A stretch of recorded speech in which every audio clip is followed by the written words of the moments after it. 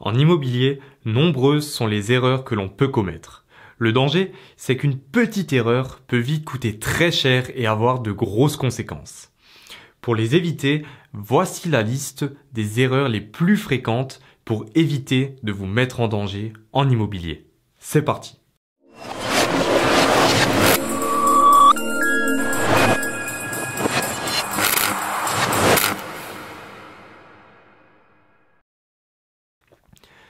Voici donc 15 erreurs qui massacreront vos investissements immobiliers. La première d'entre elles, ce serait d'investir dans les programmes neufs, comme Pinel, Duflot, Cellier, etc. Voici donc la première erreur qui vous mettra en danger et que vous ne devez absolument pas commettre. Pourtant, la première question que se pose quelqu'un qui veut investir dans la pierre, c'est bien entendu neuf ou ancien. À première vue, le neuf pourrait paraître très intéressant. Vous avez un logement neuf et sans travaux. Vous n'avez pas de mauvaise surprise sur le bien lui-même puisque tout est neuf. Le logement plaira aux futurs locataires. Et surtout, vous bénéficiez de la fameuse réduction d'impôt. Tous ces points positifs sont connus de tous car ils sont souvent mis en avant par les promoteurs ou les banques qui vendent ces programmes d'investissement.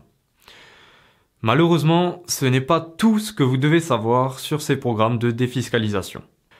Il faut que vous sachiez qu'ils vous feront perdre beaucoup d'argent et ceci pour les raisons suivantes. Vous ne faites pas de travaux et vous n'ajoutez donc aucune valeur à votre bien. Vous achetez donc au prix fort. Il vous sera difficile de négocier le prix sur un bien neuf. En effet, tout est neuf et donc ça ne vous laisse aucun argument de négociation. Troisièmement, les promoteurs qui vendent des biens éligibles au programme de défiscalisation sont conscients que vous bénéficierez d'une réduction d'impôt. Ils en profitent donc pour vous vendre leurs biens plus cher que la valeur du marché. En gros, ce que vous économisez sur vos impôts, vous le payez lors de l'achat. Quatrièmement, les loyers que vous percevez sont plafonnés. Vous n'avez pas le droit de louer plus qu'un certain montant. Vous obtiendrez donc ainsi des revenus locatifs bien inférieurs à la valeur du marché. Enfin, votre investissement n'est pas rentable. Il n'est pas autofinancé, c'est impossible. Bien souvent, vous ne dépasserez pas des rentabilités brutes de plus de 4 ou 5%. Vous êtes très loin de l'autofinancement. Les loyers perçus ne suffiront pas à rembourser votre emprunt à la banque et vous devrez donc ajouter plusieurs centaines d'euros de votre poche tous les mois. Vous connaissez maintenant votre réponse. Il faut que vous réalisiez vos investissements immobiliers dans l'ancien. La deuxième erreur, ce serait de faire des investissements non rentables. Ceci est un très gros danger. C'est réellement la règle de base. Il faut que vos investissements soient rentables, c'est-à-dire autofinancés. Il faut que les loyers perçus remboursent au moins votre emprunt, toutes les charges et les impôts. Si le bien que vous achetez ne remplit pas cette condition, eh bien vous faites une grosse erreur. Le but étant bien sûr de se sortir un bénéfice en plus tous les mois. Oui, ce qu'on veut, c'est faire de l'argent tout de suite, maintenant et pas dans 20 ans quand le crédit sera remboursé, De plus, il suffit que vous fassiez une seule opération non rentable et votre banque aura beaucoup plus de mal à vous reprêter de l'argent pour votre prochain investissement. C'est là que se trouve le plus gros danger. En ne réalisant que des investissements autofinancés au minimum, il vous sera possible de réaliser opération après opération et ainsi vous enrichir efficacement. La troisième erreur serait d'acheter sans emprunt, sans faire de crédit. Si vous avez la somme suffisante pour acheter votre bien, devez-vous le payer cash? La réponse est non. Gardez bien ça à l'esprit. L'emprunt bancaire est l'effet de levier de l'immobilier. Pour illustrer ce que je viens de dire, voici un exemple clair. Nous allons voir deux cas. Imaginez-vous que vous ayez une somme de 50 000 euros sur votre compte, prête à être investie dans l'immobilier. Dans le premier cas, vous achetez un appartement payé cash pour une valeur de 50 000 euros. Imaginons que celui-ci vous rapporte 500 euros de loyer par mois. Vous vous retrouvez donc propriétaire d'un bien et touchez 500 euros tous les mois. Dans un second cas, imaginez qu'au lieu d'acheter un seul appartement cash, vous en achetiez 5, toujours pour une valeur de 50 000 euros chacun, en faisant des emprunts. et en mettant à chaque fois 10 000 euros d'apport, donc vos 50 000 euros en apport de 10 000 euros. Vous touchez donc toujours 500 euros de loyer par appartement, soit 2 500 euros par mois en tout. En remboursant vos emprunts à raison de 200 euros par mois, par appartement, il vous reste toujours 1 500 euros par mois, et ceci tout en remboursant vos emprunts. Et voilà, c'est ce qu'on appelle un effet de levier. Vous vous servez de l'argent des autres, c'est-à-dire de la banque et du locataire, enfin des locataires, pour vous enrichir. C'est pourquoi, en règle générale, vous devez toujours faire un emprunt pour acheter vos biens immobiliers. Erreur numéro 4, ne pas définir d'objectif d'investissement. Ceci est la toute première étape pour tout investisseur. Malheureusement, elle est trop souvent négligée ou carrément mise de côté. Ne pas définir d'objectif pour ces investissements, c'est comme prendre l'avion sans avoir de destination. Il faut que dès le début, vous sachiez où vous allez.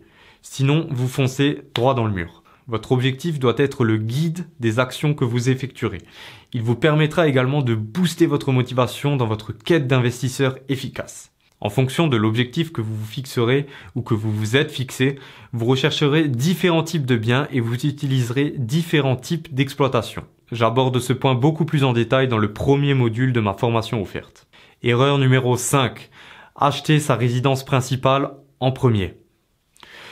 Une erreur commise par la plupart des gens. En effet, c'est ce que la majorité des personnes désirent. Construire la maison de ses rêves et s'y installer. Je ne dis pas qu'il ne faut pas réaliser ce rêve, mais qu'il faut le réaliser intelligemment. Une résidence principale, en fait, c'est un gros passif. C'est-à-dire que ça vous coûte cher, mais que ça ne vous rapporte aucun revenu. Le problème, c'est que quand vous avez déjà contracté un emprunt pour plusieurs dizaines ou plusieurs centaines de milliers d'euros et que vous devez rembourser vous-même puisqu'il n'y a pas de locataire, la banque aura beaucoup plus de mal à vous reprêter de l'argent pour vos investissements par la suite. En effet, votre taux d'endettement sera très élevé et elle ne sera pas toujours d'accord pour ajouter une autre dette, même dans le cas d'un investissement immobilier. C'est pourquoi je vous conseille fortement de commencer à investir jeune et avant d'acheter votre résidence principale, de façon à vous créer plusieurs actifs et de montrer à votre banque que vous savez gérer votre argent efficacement. Erreur numéro 6, ne pas faire d'analyse de marché. Tout investisseur efficace doit analyser son marché avant d'acheter n'importe quoi, n'importe où et à n'importe quel prix. En immobilier, on parle de dizaines ou de centaines de milliers d'euros. On ne peut pas se permettre d'y aller à l'aveuglette. Il faut savoir être professionnel. Donc, avant de commencer à faire des visites, analysez votre marché. Surtout si vous voulez investir dans une ville que vous ne connaissez pas bien. Donc, il faut que vous vous posiez les questions suivantes. Quel est le prix moyen au mètre carré ? Quel loyer puis-je espérer toucher ? Quels sont les quartiers à éviter et quels sont ceux à favoriser ? Comment se porte la démographie de la ville? Ou encore, où se trouvent les axes principaux, les écoles, les commerces, etc. Voici quelques-unes des nombreuses questions que vous devez vous poser avant d'investir dans n'importe quelle ville. Erreur numéro 7. Se fier à n'importe qui. Encore une fois, en immobilier, beaucoup d'argent est en jeu. On ne peut pas prendre des décisions sur un simple « on m'a dit que voilà ». Non, allez vérifier par vous-même. Renseignez-vous par plusieurs sources si l'information donnée est vraie et si elle est fiable. Les gens agissent avant tout pour leurs propres intérêts et c'est tout à fait normal. Ainsi est faite la nature humaine. Alors quand un agent immobilier vous dit que vous pouvez louer pour tel ou tel montant, vérifiez. Quand un vendeur vous dit que le quartier est calme, vérifiez encore. Et parfois, beaucoup de choses reposent sur une seule information. Si celle-ci s'avère fausse ou incorrecte, il peut y avoir de grosses conséquences. Donc vérifiez toujours par vous-même et plutôt 2 fois qu'une. Erreur numéro 8, ne pas négocier.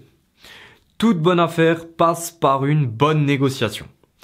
Ce serait donc une grosse erreur de ne pas négocier votre bien lors de l'achat, que ce soit le prix et ou les conditions. Négocier effraie souvent les gens. C'est vrai que ce n'est pas toujours facile ou agréable pour tout le monde de parler d'argent. Mais si vous voulez faire de bonnes affaires en immobilier, il faut que ça devienne quelque chose de courant. Regardez, une négociation de prix, ça prend quelques minutes, quelques heures ou vraiment au plus quelques jours. Mais qu'est-ce que ça représente par rapport à la somme d'argent que vous pouvez économiser? Si vous négociez rien que 5 000 euros, ce qui n'est pas énorme sur un appartement de 100 000 euros ou 150 000 euros, c'est comme si vous avez gagné 2 à 3 mois de salaire pour certains. Si le prix n'est pas toujours négociable, beaucoup d'autres choses le sont. Il y a toutes sortes de conditions qui sont négociables, que ce soit avec le vendeur ou avec votre banque ou même avec votre notaire. Vous pouvez par exemple négocier l'obtention des clés lors de la signature du compromis, dans le but de réaliser des travaux et de pouvoir commencer à louer tout de suite après la signature de l'acte final. Vous pouvez négocier le taux de votre emprunt, bien sûr, mais peut-être aussi un report de la première mensualité de l'emprunt si vous prévoyez de faire des travaux. Il y a tant de choses qui sont négociables et souvent il suffit de demander pour l'obtenir. Si vous ne demandez pas, personne ne vous le donnera. Et encore une fois, demander vous prend quelques minutes et peut vous faire gagner énormément de temps ou d'argent. La 9e erreur, ce serait d'abandonner face à la banque. Et oui, c'est très souvent la banque qui décidera si vous pouvez réaliser votre bonne affaire ou si vous ne pouvez pas la réaliser. En effet, à moins d'avoir déjà des centaines de milliers d'euros sur votre compte, vous êtes un peu obligé de passer par la case emprunt. Ceci peut devenir un danger en immobilier si vous n'avez pas un minimum de persévérance, puisque souvent vous n'irez pas plus loin sans la banque. En fonction de la somme que vous voulez emprunter, de votre situation, de vos revenus et d'autres critères encore, il vous sera plus ou moins difficile d'obtenir l'accord de la banque pour un crédit immobilier. Parfois, et je vous le souhaite, la première banque que vous irez voir vous donnera immédiatement son accord. Mais quelquefois, vous serez obligé d'essuyer un ou plusieurs refus. Pas de panique, c'est tout à fait normal. Et c'est là qu'il ne faut pas commettre la terrible erreur de l'abandon face aux banques. Mettez-vous bien en tête que si une banque vous refuse votre emprunt, ça ne veut pas dire que toutes les banques la refuseront. Alors, ne vous arrêtez pas tant que vous n'aurez pas décroché votre crédit, quitte à aller voir, 10 ou 15 banques. Bien entendu, il faut rester réaliste. Vous ne pouvez pas aller demander 1 million d'euros si vous gagnez un SMIC. Enfin bref, ne voyez pas votre banquier comme un ennemi. C'est quand même grâce à lui que vous pouvez bénéficier d'un super effet de levier. Si la banque refuse votre prêt, ce n'est pas parce qu'elle ne vous aime pas, c'est qu'elle a une raison valable. Alors surtout ne baissez pas les bras et allez voir la prochaine banque. Il y a toujours une banque qui vous suivra dans vos projets. Erreur numéro 10. Emprunter sur une durée trop courte. Ceci est un point extrêmement important. Il est vrai qu'on serait tenté de vouloir emprunter sur la durée la plus courte possible afin que l'emprunt soit remboursé le plus vite et que les loyers soient entièrement pour vous. Logique. Et pourtant, c'est une grosse erreur. Il faut au contraire que vous empruntiez sur une durée longue. En effet, en augmentant la durée du crédit, vous réduisez vos mensualités et augmentez donc considérablement votre trésorerie et votre cash flow. Par la suite, il vous sera toujours possible de faire un remboursement anticipé avec les bénéfices que vous aurez tirés de votre cash flow positif par exemple. De plus, sachez que vous pourrez toujours réduire la durée de l'emprunt en cours de route. Ça ne pourra que réjouir votre banquier puisqu'il reverra son argent plus vite. À l'inverse, si vous avez emprunté sur une durée trop courte, le banquier aura beaucoup plus de mal à accepter de rallonger la durée de votre emprunt. Ainsi, partez toujours pour une durée d'emprunt assez longue, même si le taux est plus élevé.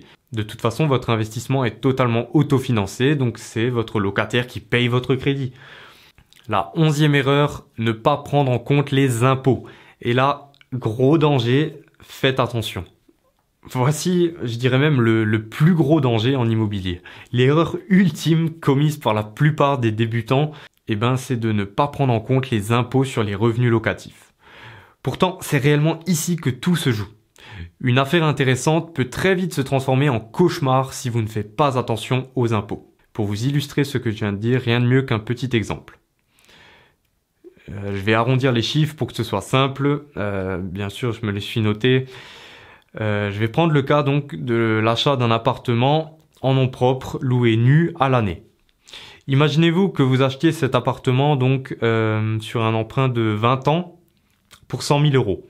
Prenons un taux de 1,5%, vous remboursez ainsi 500 euros de crédit par mois. Vous prévoyez donc 830 euros de loyer mensuel, soit environ 10 000 euros annuels. Vous avez donc une rentabilité brute de 10%, ce qui reste correct. Jusque-là, tout va bien, sauf qu'il vous faudra bien entendu déclarer ces 10 000 euros que vous gagnez en plus tous les ans, et donc il faudra que vous payiez de l'impôt sur le revenu dessus. Bien sûr, il y a différentes charges que vous pouvez déduire de cette somme, comme par exemple les travaux, la taxe foncière, l'assurance du bien, les charges de copropriété, enfin celles qui sont aux frais du propriétaire, voilà. Toutes ces charges déduites, admettons qu'il vous reste 8 000 euros à déclarer. Je précise que ce n'est aussi que 8 000 euros de loyer que vous encaissez et non pas 10 000 euros puisque toutes ces charges, il faut bien les payer. Vous devez donc payer l'impôt sur le revenu sur vos 8 000 euros. Prenons maintenant le cas donc où vous vous trouvez dans une tranche d'imposition à 14%. Je vais pas expliquer exactement comment ça fonctionne, les tranches d'imposition et tout ça, le système français. Je vous laisse vous renseigner, ça risque d'être trop long sinon.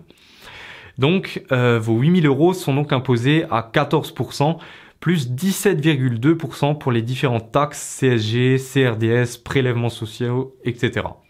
Vous devez donc payer 31,2% de vos 8 000 euros à l'État, soit 2 496 euros. Oui, ça fait mal.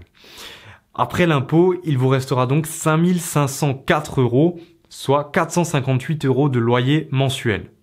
Je vous laisse refaire le calcul dans le cas où vous vous trouvez dans une tranche d'imposition à 30%.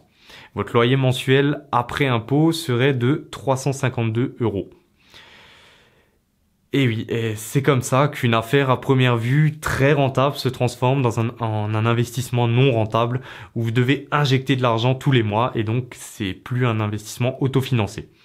Bien sûr, il existe plusieurs stratégies permettant de réduire cet impôt, mais je voulais juste vous démontrer que si vous n'en tenez pas du tout compte des impôts, votre investissement peut très vite devenir non rentable.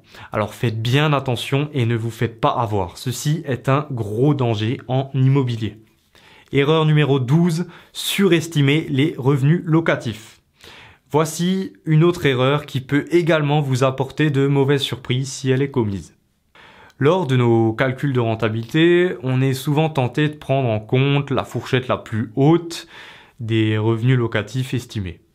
La première chose à savoir est que le montant du loyer que vous allez prendre en compte pour vos calculs de rentabilité doit venir de vous et de personne d'autre. Pas de votre banquier ou de l'agent immobilier. Certains agents immobiliers font même exprès d'inclure les charges dans les revenus estimés afin de les faire gonfler. C'est clair que la rentabilité n'est pas du tout la même.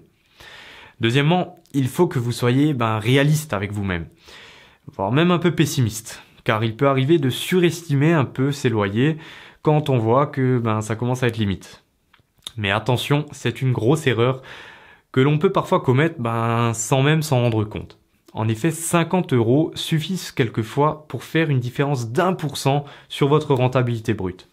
Prenez aussi en compte que vous aurez peut-être également des périodes de vacances locatives de temps en temps.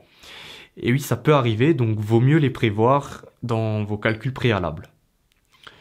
Il faut donc toujours prendre en compte la fourchette de loyer la plus basse pour vos calculs. De cette façon, vous n'aurez pas de mauvaises surprises. Au contraire, vous ne pourrez que être agréablement surpris en louant plus cher par la suite. Il peut aussi arriver d'être tenté de surestimer les loyers quand on attache une certaine valeur sentimentale au bien visité. Oui, peut-être qu'un bien est idéalement situé, peut-être que la vue est superbe, peut-être que le vendeur est sympa, mais ce n'est pas une raison pour craquer. Si vous n'arrivez pas à descendre le prix davantage et que vous ne rentrez pas dans vos objectifs, alors laissez tomber. En immobilier, seuls les chiffres comptent. En matière d'investissement, n'attachez jamais de valeur sentimentale à un bien. Erreur numéro 13, ne pas faire attention aux charges. Les charges, prêtez-y assez d'attention. Trop souvent, elles restent négligées, mais elles ont aussi leur importance. Beaucoup pensent que de toute manière, la majorité des charges sont payées par le locataire.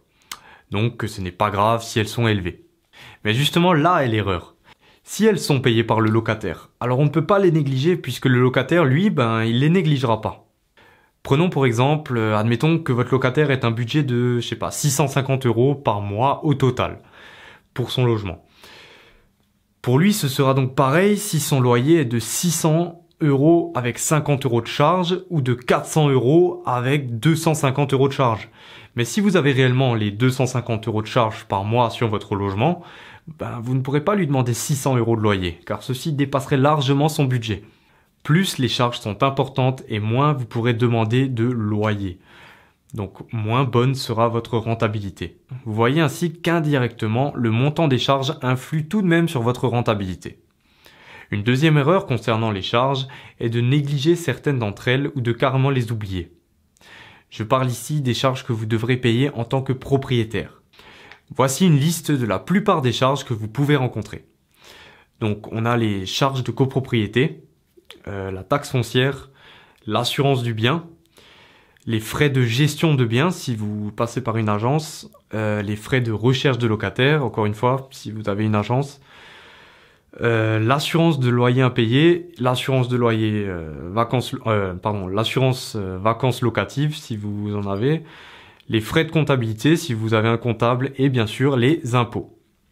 À cela s'ajoutent naturellement toutes les charges imprévues comme les travaux de réparation de votre bien ou encore les travaux de réparation ou de rénovation dans l'immeuble voté par la copropriété s'il y a une copropriété. Comme pour les loyers, soyez plutôt pessimiste en faisant vos calculs de charges. Prenez la fourchette haute afin de ne pas avoir de mauvaises surprises. Erreur numéro 14, vouloir faire les travaux soi-même. Je veux ici principalement parler des travaux de rénovation lorsque vous achetez votre bien.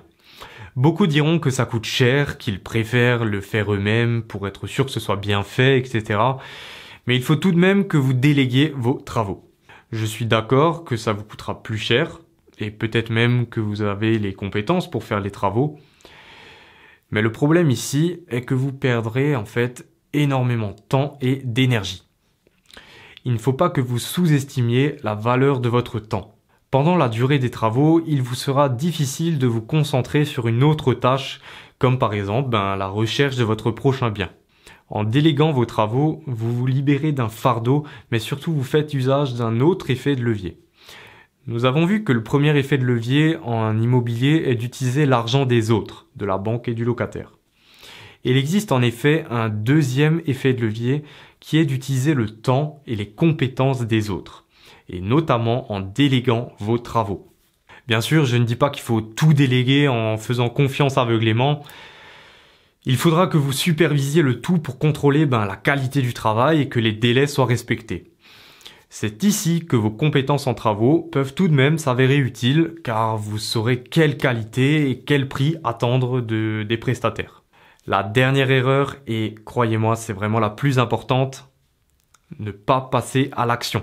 Ceci est vraiment la plus importante. Malheureusement, c'est l'erreur qui est la plus commise.